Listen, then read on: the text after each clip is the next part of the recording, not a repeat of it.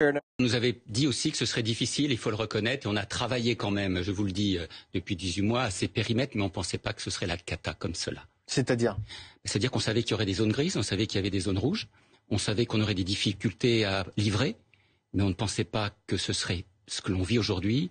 On ne penserait pas que les touristes ne seraient pas là, les touristes étrangers, et que les touristes français, qui sont une grande majorité aussi de ceux qui viennent voir ce type d'événement, ne seraient pas là.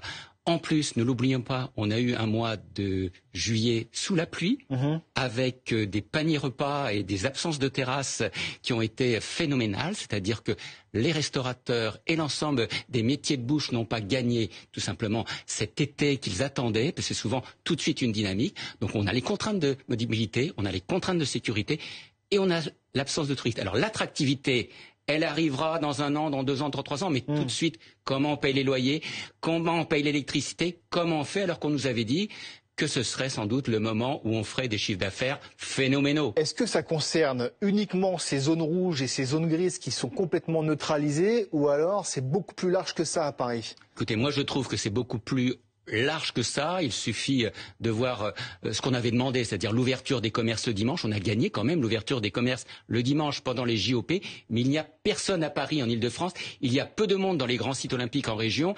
Il y a une crainte. Il y a, je ne sais quoi, une inquiétude qui est liée aussi peut-être à la situation politique et au reste.